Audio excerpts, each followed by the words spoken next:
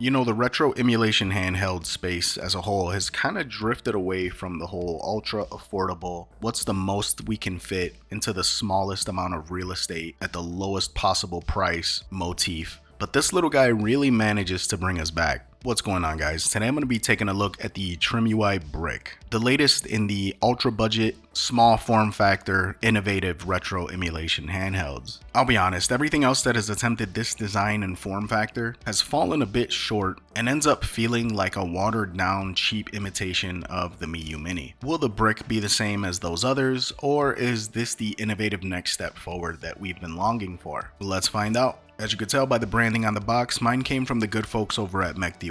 Inside the box, you have the Trimui Brick itself, a little bit of paperwork, a USB-C cable, an included screen protector, and a micro SD card. You have a few different package options available. The one I got is the 64GB option, but you can get as high as 256. It also comes with a variety of different shoulder buttons. They vary slightly in shape and style, but we'll come back to that in a little bit. Under the hood, it's rocking an A133 Plus, a PowerVR GE8300, comes with 1GB of DDR4 RAM, and a 3000 mAh battery. With these kind of specs, it should be able to handle most N64 and some Sega Dreamcast comfortably. First things first, I have to say this is a really sleek looking piece of tech. If I had to compare it to something, it looks almost like an analog pocket and a Mechdiy Mini consummated a marriage, and this little guy was the result. Everything from the color options to the button placement to the areas with the RGB glow. This is just a really good looking handheld. You have 4 face buttons, a directional pad, a start, select, and menu button, and these 2 programmable glowing F1 and F2 keys. These can be used for a variety of different things, but one of the more notable features is as a hotkey to switch the D-pad from a directional pad input to a joystick input. This is great if you're playing some N64 or some Dreamcast games. Instead of having to go into the menu and change the key mapping for each game, you can accomplish this with just the push of a button. And over on the back, we have the 4 shoulder buttons, and these are some of the most awkward shoulder buttons I've ever felt on one of these handhelds. Like I previously touched on, they snap off and are interchangeable, and the Brick comes with a few different sets, but if I'm being honest, none of them were particularly comfortable. The ones that worked best for me were these clear ones with the R2 and L2 in the more bucktooth style. The face buttons and D-pad are of excellent build quality. They're the more tactile clicky style, almost like the kind you would see on a PlayStation Vita or a Nintendo 3DS.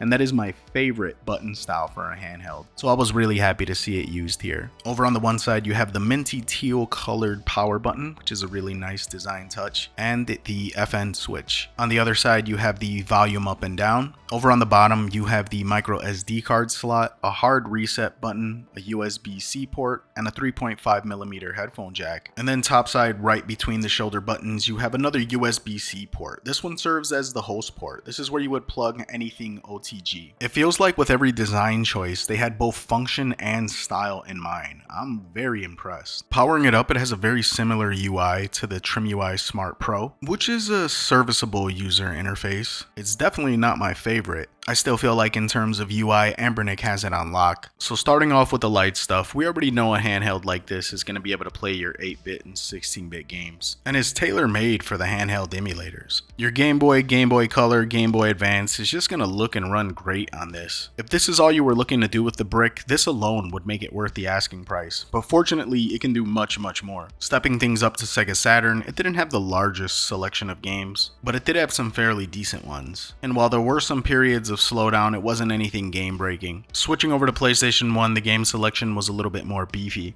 Now I will say that there are some games that wouldn't load. I don't know if there's an issue with my SD card in particular, or if there's just some broken ROMs in here. That was a little annoying to experience, but all of the PlayStation 1 games that I did try looked and ran great. And this little display did an excellent job of making everything look crisp, colorful, and saturated. N64, I would say, was a fair experience. This is the point where some of the problems with its processing capabilities will start to show itself. While most games seem to be fine and playable, there were a few that had some massive dips in frame rate, some choppiness of the audio, and some even had issues with background pop-in. Not to mention, this thing just doesn't have enough buttons to accommodate the N64 experience. So there will need to be some adjustments made in order to get the best possible experience out of some of these games. I would put Dreamcast under the same umbrella as N64. While it's definitely not the best experience on a handheld, it's far from the worst. In fact, most games you're actually going to get some pretty solid performance. But there are going to be some that are going to act up and give you a bit of a fit. And while it's much easier to accommodate the Sega Dreamcast controller with this button layout, adjustments are still going to need to be made. I was surprised to see DS emulation on here,